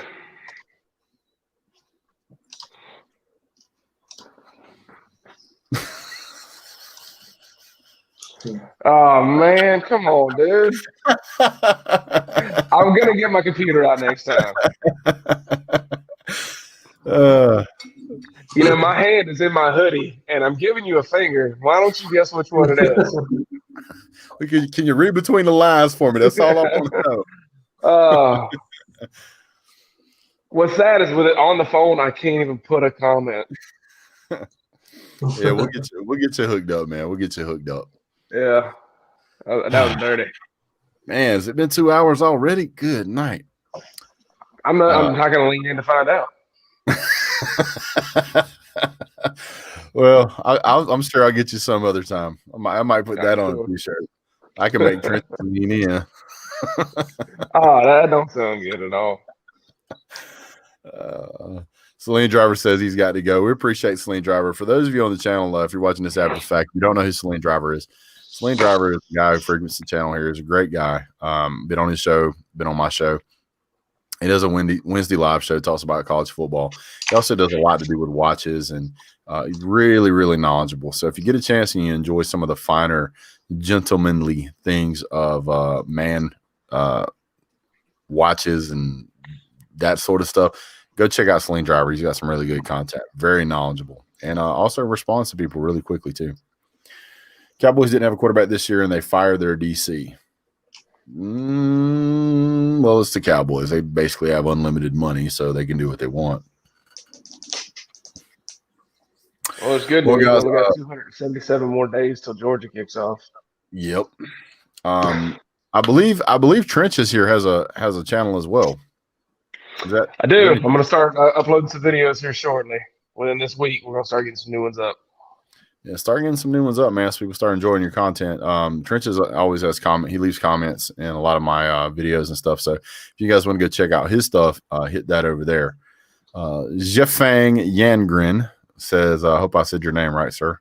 I still prefer Big Dog, the best show. Well, thanks, sir. I appreciate that.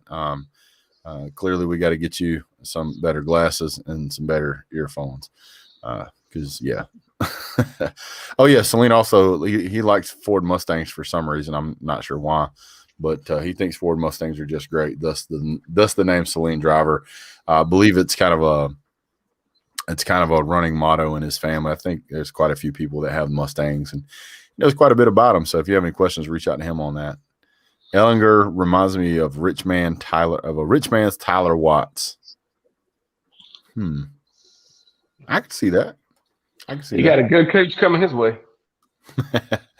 Alex MLD says, helping you support all them big breakfasts you got to cook. I haven't actually cooked a breakfast for you guys in a while, and I should do it. Yeah. Hey, Brett, old school ones are the best. No making fun of them. No, I like old cars. Don't get me wrong. The older Mustangs are really nice. The only problem I have is the way they do the rear ends in them. That